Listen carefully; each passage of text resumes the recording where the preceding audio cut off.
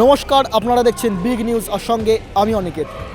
আজ 4 মাস পেরিয়ে যাওয়ার পরও এখনও পর্যন্ত কিন্তু তিলোত্তমা বিচার পায়নি।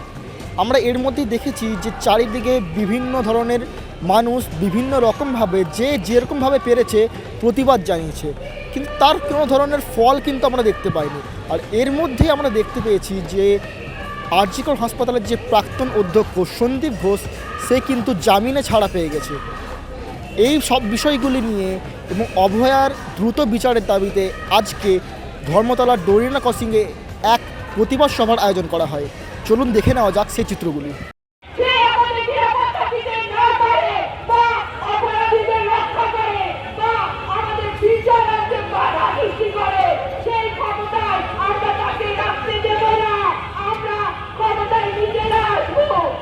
আর.জি. কর হত্যাকাণ্ড আজ এত মাস পেরিয়ে গেল, এখনো পর্যন্ত আমরা বিচার তো পেলামই না।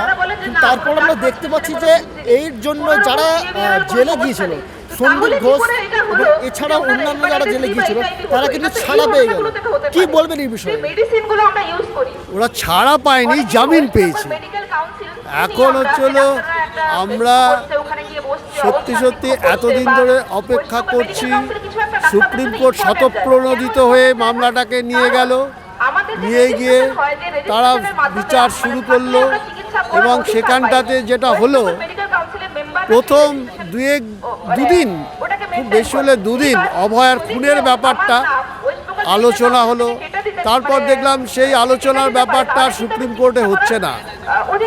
অভয়ার খুনের বিচার আমাদের এখানে হাইকোর্টে,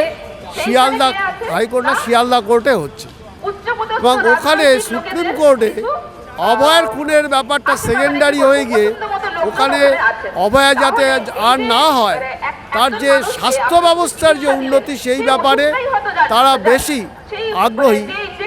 ওরাও এটাও জানে, আমার মনে হয় স্বাস্থ্য ব্যবস্থার যে ইনফ্রাস্ট্রাকচার পরিকাঠামো গড়ে তোলা দরকার, সেটা পশ্চিমবঙ্গ সরকার যথাযথ করছে না, বারবার বলা সত্ত্বেও। তাতেও কিন্তু পশ্চিমবঙ্গ সরকারকে তারা কোনো যে বলা, শাস্তির মতো বলা যে তোমরা তোমরা যেটা করছো সেটা এখনো পর্যন্ত সঠিক ব্যবস্থা গ্রহণ করছো না। পাশাপাশি আমরা হাইকোর্টে দেখলাম অভয়ার যে খুনের মামলা হচ্ছে, সিবিআই করছে তদন্ত, সেই তদন্ত তারা সঠিক পথে এগোয়নি, আমরা বুঝতে পারলাম।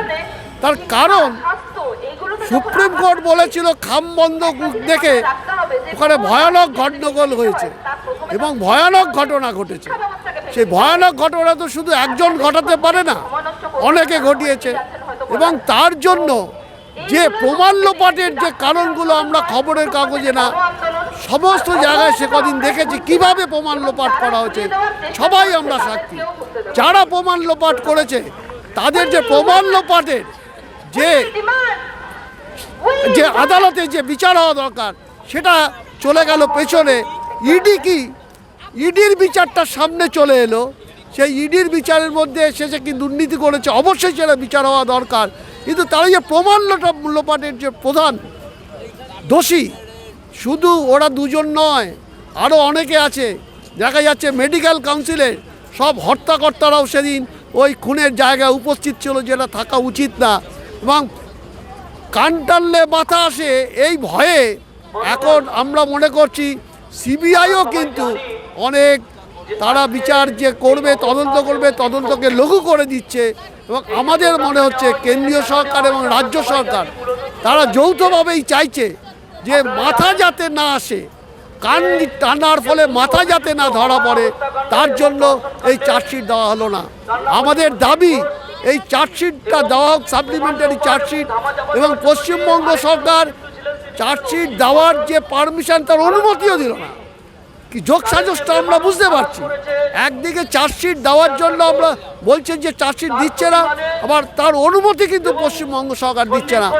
একটা নিয়ম আছে কিনা জানি না, যে আধিকারিকদের চার্জশিট দিতে গেলে নাকি সরকারের অনুমতি লাগে। আমার মনে হয় এই ক্ষেত্রে যে অনুমতি নেওয়ার দরকার নেই। যেখানে একটা খুনের বিষয়ের সাথে যুক্ত, দুর্নীতির সাথে যুক্ত, তাদের আবার কিসের অনুমতি লাগে আমরা জানি না। তাদেরকে ইমিডিয়েটলি চার্জশিট দিতে হবে, শাস্তি দিতে হবে। শুধু তাই না, এর সাথে যারা যুক্ত মেডিকেল কাউন্সিলের হর্তাকর্তা থেকে শুরু করে আমরা দেখেছি সবাই, যে প্রবল লোপাটের সাথে যারা যুক্ত সবাইকে আমরা শাস্তি দাবি করে এখানে আমরা চালিয়ে যাব যতদিন না পর্যন্ত অভয়ের খুনের বিচার হচ্ছে। এই যারা দুর্নীতিগ্রস্ত, যারা প্রমাণ লোপাট করেছে, যারা শাস্তি পাচ্ছে, ততদিন আমরা রাস্তায় থাকবো। রাস্তায় আপনারা মেনে নিতে পারছেন? আপনাদের ভিতর থেকে প্রতিবাদ আসছে না?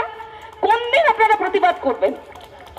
এটা তো আপনার মধ্য থেকেও আসা উচিত যে এই প্রত্যেকটা লোক বারবার ধরে দাঁড়িয়ে দাঁড়িয়ে আজকে দেরুনা ক্রসিং থেকে অনশন মঞ্চের কাছে, সেখান থেকে রাসমণি অ্যাভিনিউ, সেখান থেকে রাসমণি রোড, সেখান থেকে ঘুরিয়ে ঘুরিয়ে আপনি একটা জায়গায় এমন একটা গলিতে ঢুকিয়ে দেবেন যে আশেপাশের কারো জায়গায় পৌঁছাবে না। আপনার কানে নেই? আপনারা জানেন না? আপনারা তো জানেন যে এরকম একটা ঘটনা কখনো সুইসাইড হতে পারে না।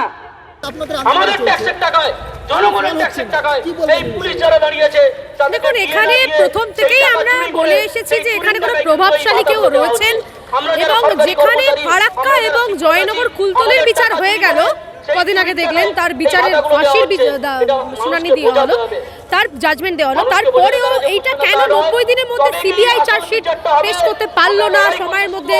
কেন রাজ্য সরকারের তথ্য প্রমাণ লোপাট করার পরেও সিবিআই এরকম ভাবে অকর্মণ্যতার সঙ্গে কাজটা করলো? এখানে পরিষ্কার বোঝা যাচ্ছে যে বড় মাথা রয়েছে, প্রভাবশালী নেতা বা কেউ রয়েছেন, যাকে বাঁচানোর জন্য পুরো গোটা সিস্টেম মরিয়া হয়ে উঠেছে যাতে সে সামনে না আসতে পারে। আমাদের লড়াইটা দেখুন কঠিন, মানছি লড়াই কঠিন, কিন্তু অসফল আমরা হব না। অসম্ভব বলে কিছু হয় না। আমাদের হয়তো আরো সময় প্রতিবাদটা চালাতে হবে, আরো অ্যাগ্রেসিভলি চালাতে হবে, সেটা একটা ব্যাপার, কিন্তু আন্দোলনের প্রভাব অবশ্যই পড়বে আশা রাখি। কেন হলো? সেখানে বিনীত গোয়েল যুক্ত নেই বলে হলো, সেখানে তৃণমূলের কোনো নেতা যুক্ত নেই বলে, কোনো আমলা, কোনো মন্ত্রী সেখানে যুক্ত নেই। সন্দীপ ঘোষ কিন্তু 2000 টাকার বন্ডের মাধ্যমে সে শুধুমাত্র বেলটাই পেয়েছে। বেল মানে কিন্তু সে বেকসুর খালাস হয়নি, এটা আমাদেরকে মনে রাখতে হবে। অ্যাজ পার দ্য মানে ল, যেটা নিয়ম, সেটা অনুযায়ী যে বেকসুর খালাস যতক্ষণ না হচ্ছে ততক্ষণ কিন্তু সে এরকম না যে সে একেবারে নির্দোষ। ঠিক আছে, সে বেল পেয়েছে, ঠিক আছে, যদি দুর্নীতির মামলায় যে মানে কেসটা চলছে সেটা তো এখনো ভেতরেই আছে, জেল থেকে বেরোতে পারেনি। তবে প্রমাণ যদি পাওয়া যায়, যদি সিবিআই ঠিকঠাক করে স্ট্রিক্টলি সিবিআই যদি নিরপেক্ষভাবে সত্যি স্বচ্ছতার সঙ্গে তদন্ত করে, আশা করি সন্দীপ ঘোষ মানে যে অভিযুক্ত বা বেকসুর খালাস নয় সেটা প্রমাণিত হবে। আচ্ছা, এখানে তো এত আন্দোলন চলছে অভয়ার যে হত্যাকাণ্ডের জন্য, এর মধ্যে আমরা দেখলাম যে কলকাতার মধ্যে অন্যান্য ধর্ষণ বা মানে আমাদের রাজ্যের অন্যান্য ধর্ষণের সঙ্গে আমরা দেখেছি কলকাতায় ছোট্ট একটা শিশুর কিন্তু ধর্ষণ করা হয়েছে, তা আমরা সকলেই শুনতে পেয়েছি। হ্যাঁ, শোভাবাজারের মধ্যে। তো এই বিষয়ে কি বক্তব্য আপনার? দেখুন, ধর্ষণ প্রথমত একটা সামাজিক ব্যাধি। আমরা বলছি না যে কোনো সরকার ধর্ষণকে রুখতে পারে না, এটা ভুল কথা। বললে আমি ভাববো যে আমি বিরোধিতা করতে হয় বলে বলছি, এরকম নয়। তবে হ্যাঁ, ধর্ষণের পরে সরকার কি কি স্টেপ নিচ্ছে, প্রশাসন কিভাবে সেটাকে হ্যান্ডেল করছে, কিভাবে যাকে অভিযুক্ত তার প্রতি কিভাবে সে তদন্তের ব্যবস্থা করছে, বা কিভাবে তদন্ত করা হচ্ছে, বা স্বচ্ছতার সঙ্গে হচ্ছে কিনা, বা নিরপেক্ষভাবে তদন্ত হচ্ছে কিনা, সেটাই মূল বিষয়।